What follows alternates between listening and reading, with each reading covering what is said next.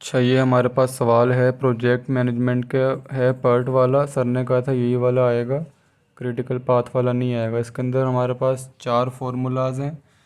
हमें expected time formula निकालना होता है, वेरिएंस, स्टैंडर्ड डेविएशन और प्रोबेबिलिटी निकालनी होती है। अभी सबसे पहले तो इस सवाल में हमें टेबल दिया हुआ है ये वाला। इसके अंदर एक्टिविटी दी हुई है, ऑप्टिमिस्टिक, मोस्ट लाइकली और पेसिमिस्टिक दिया हुआ है। अब ये होता है हमारे पास ए, ये है एम और ये है बी। अब सबसे पहले हम लोगों ने ए में निकालनी होती है, ड्रॉ द प्रोजेक्ट नेटवर्क बनाना होता है हमें। इस तरह बनता है ये वाला। लेकिन इसके लिए हमें चाहिए होता है एक्सपेक्टेड टाइम। एक्सपेक्टेड टाइम ये वाला, इसका फॉर्मूला ये लिखा हुआ है a+4m+b/6। यहाँ पे यहाँ पे सोल्यूशन हुआ हुआ है इसका, ये देखो एक्सपेक्टेड टाइम का। और इधर भी ये इस तरह होगा कि जैसे वो वाला टेबल था ना, तो जैसे ये ए है +4 × m+b/6, तो हमारे पास इसका आ गया 2। इसी तरह सबका निकाल लो। उसके बाद ये है वेरिएंस का, वैल्यूज़ पुट करो और सिंपल आंसर निकाल लो। ये तो निकल गया वेरिएंस और एक्सपेक्टेड टाइम। अभी हमने बनाना है प्रोजेक्ट नेटवर्क डायग्राम। इस तरह बनेगी कि जैसे ये देखो कि 1 से 2 तक का पहले बना लो। ये 1 से 2 तक का बन गया, फिर 1 से 3 तक का, 1 से 4 तक का पाथ बना लिया हमने यहाँ पे, ये देखो। उसके बाद 2 से 5 और 3 to 5, ये 2 से 5 बना लिया, 3 to 5 बना लिया, फिर 4 to 6 और 5 to 6। ये 4 to 6 बन गया और 5 to 6 बन गया।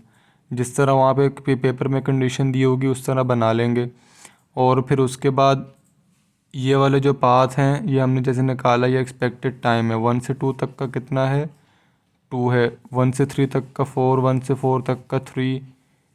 इसी तरह सबके यहाँ पे लिख लो और ये टेबल बना दो इस तरह हर किसी के ऊपर। स्टार्टिंग में जो होगा वो हमारे पास, आप ये जो है ये होता है अर्ली स्टार्ट, ये है टाइम, ये है अर्ली फिनिश, ये है लेटेस्ट स्टार्ट, ये स्लैक टाइम, ये है लेटेस्ट फिनिश। सबसे पहले आप लोग अर्ली स्टार्ट लिख लो, उसके बाद 0 0 लिख लो, सही है। अब उसके बाद हमने यहाँ पे ये करना है कि ये वाला ज़ीरो जो है अब 1 से 2 के पास भी जा रहा है, 3 के पास भी जा रहा है, 4 के पास भी जा रहा है। तो ये वाला इसका जो अर्ली फिनिश होगा वो अगले वाले का अर्ली स्टार्ट होगा। ये वाला 0 यहाँ पे आ गया, 0 यहाँ पे आ गया, 0 यहाँ पे आ गया। और ये जो है 2 ये हमने निकाला है फॉर्मूले से, तो ये वाला टाइम यहाँ पे आ जाएगा 2। ये वाला 4 यहाँ पे आ गया, ये वाला 3 आ गया यहाँ पर। अभी 0+2 2, 0+4 4, 0+3 3। अब उसके बाद 2 से 5 और 3 to 5। अब देखो कि 5 के पास 2 रूट जा रहे हैं, तो हमने दोनों में से किसी एक को लेना है। तो जाते हुए जो उनसा बड़ा वाला अर्ली फिनिश होगा वो लेंगे। अब एक ये अर्ली फिनिश 4 है और ये एक अर्ली फिनिश है 2। बड़ी वाली कौन सी वैल्यू है, 4 वाली है, तो 4 का अर्ली फिनिश हमने यहाँ पे अर्ली स्टार्ट में लिख दिया। और इसी का फिर टाइम आएगा 6 ये वाला 6 फिर यहाँ पे आ जाएगा। 4+6 10। और इसी तरह फिर अब हमारे पास 5 to 6 जा रहा है और 4 to 6 जा रहा है। ये वाला अर्ली फिनिश देखो ये 3 है, ये वाला 10 है। बड़ी वाली कौन सी 10 है, 10 यहाँ पे आ जाएगा। और इसी के ये वाला टाइम आ जाएगा इधर 7। 10+7 17। अब जो लास्ट में जो हमारे पास अर्ली फिनिश होगा वही हमारा होगा लेटेस्ट स्टार्ट। 17 नीचे आ गया। अब 17 - 17 0, 17 - 7 10। अब ये वाला जो लेटेस्ट इसका जो है स्टार्ट ये होगा इसका लेटेस्ट, नहीं ये लेटेस्ट फिनिश है, ये इसका लेटेस्ट स्टार्ट होगा। तो ये वाला 10 इधर आ गया, इधर भी ये वाला 10 इधर चले जाएगा। अब 10 - 3 7, 10 - 3 7, ये 9 लिखा हुआ लेकिन ये 7 है। इधर भी 10 - 10 0, 10 - 6 ये 4 आ गया।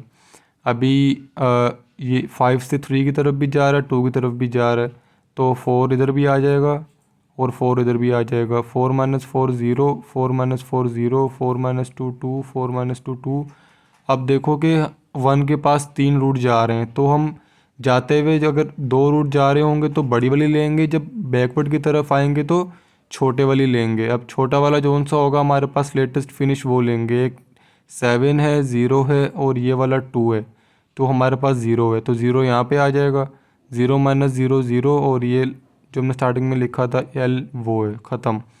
ये अपना हो गया एक पार्ट हो गया। प्रोजेक्ट नेटवर्क का। अब दूसरे में क्या पूछा हुआ है, दूसरे में पूछा हुआ है कि determine the expected project length. ये वाली ये होती है कि जो हमारे पास सबसे लास्ट वाला नंबर होगा ना, वो हमारे पास प्रोजेक्ट लेंथ होती है। एक्सपेक्टेड प्रोजेक्ट लेंथ 17 है। और इसके अलावा एक और बात, इसका जो क्रिटिकल पाथ बनेगा वो इस तरह बनेगा कि अब देखोगे 1 से 6 तक 3 रूट जा रहे हैं, एक 1 2 5 6 1 3 5 6 1 4 6। अब जिस रूट में लगातार हमारे पास ये जो सिलेक्ट टाइम होता है ये नीचे वाला दरम्यान वाला होता है, ये ज़ीरो होगा, वो हम रूट ले लेंगे। जैसे अगर इसको देखें तो ये वाला 1 पे ज़ीरो है, 2 पे लेकिन 2 है, ज़ीरो नहीं है, इसको छोड़ देंगे। ये वाला 1 पे ज़ीरो है, 1 से 3 पे है, ये भी ज़ीरो है, 3 to 5 पे है, ये भी ज़ीरो है, 5 to 6 पे है, ये भी ज़ीरो है। तो हमने इसको डबल लाइन लगा दी, ये हमारा बन गया क्रिटिकल पाथ। अब हमारे पास सी पार्ट में पूछा हुआ है कि बी पार्ट में calculate the standard deviation and variance of the project length. अब प्रोजेक्ट वेरिएंस कैसे निकालेंगे, इसका निकालेंगे कि ये जो हमारे पास डबल लाइन बनी हुई है, ठीक है। अब 1 से 3 तक का कितना है वेरिएंस, ये लिखा हुआ है 1 से 3 तक का है 1, और अगला क्या है 3 to 5, 3 to 5 तक का है 4, ये वेरिएंस निकाला हुआ है।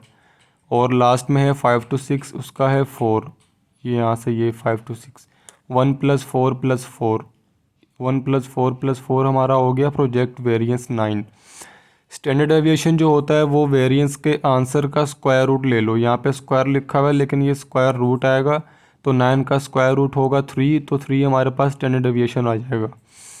अब सी में हमारे पास ये चीज़ पूछी हुई है कि थोड़ी ध्यान से देखना, if the project date is 19 weeks what is the probability of not meeting the due date.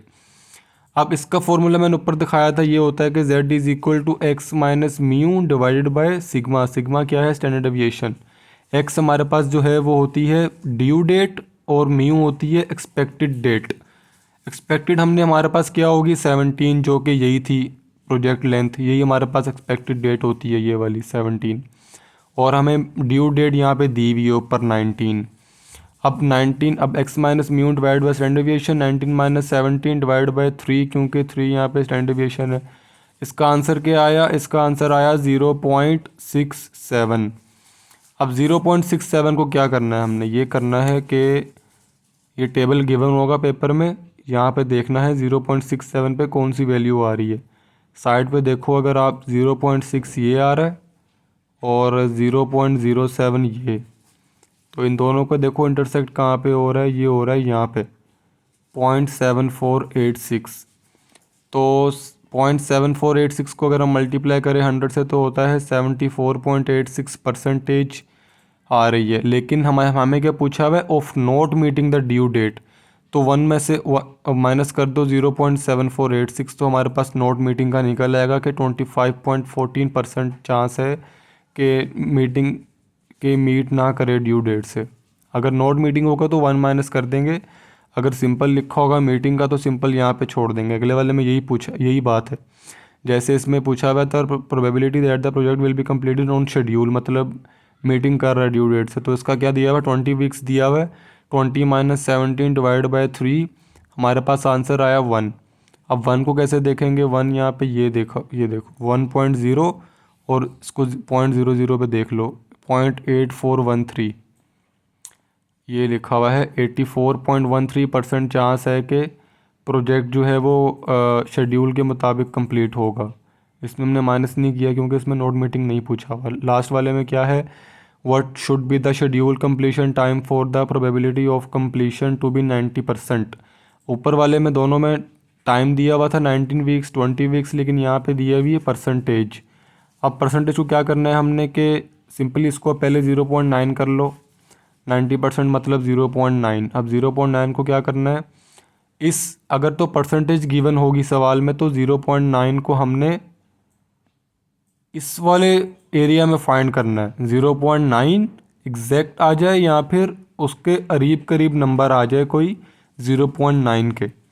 जैसे अब आप देखो कि सबसे करीब जो नंबर है 0.9 के वो ये है, ये देखो 0.8997, ये 0.9 के सबसे करीब है। अब 0.8997 कहाँ पे आ रहा है, ये आ रहा है ऊपर देखो 0.08 पे, और साइड पे देखो तो 1.2 पे।